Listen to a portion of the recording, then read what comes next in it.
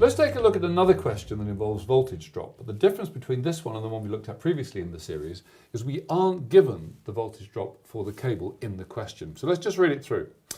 A 4 mil squared single-phase heating circuit supplies a load of 25 amps. Where wired in flat twin and earth thermoplastic cable, what's the total voltage drop for the circuit if it's 20 metres long?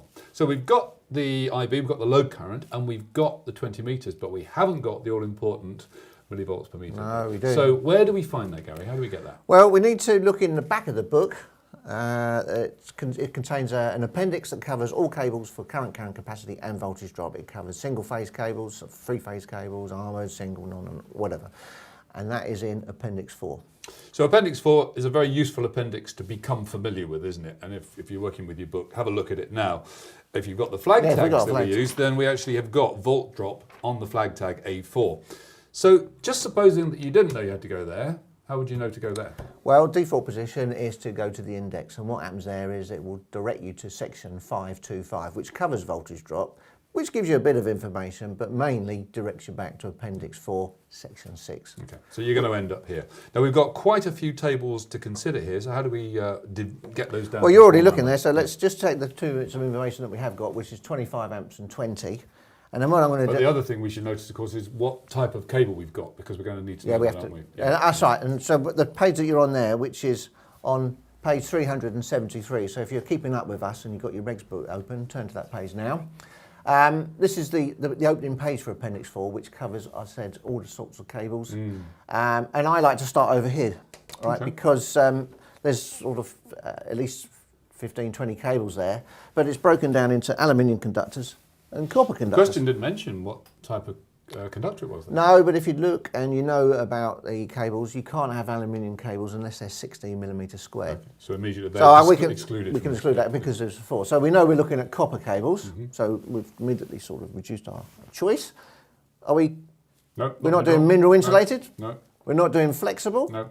Now we've got a choice of thermosetting or thermoplastic, but I think from the question it was 70 degrees. 70 degree thermoplastic. So we just eliminated all those and we've concentrated on these 5. So we're down to 4. So was it single core, multi-core, non-armoured, not single core, flat cable? Flat, twin and enough, yeah. Right, so we need to go to table 4D5. Now, we can thumb through the page, which is could be quite time consuming, or if you've already been there, like I have, we can turn to that, and it's on page 409.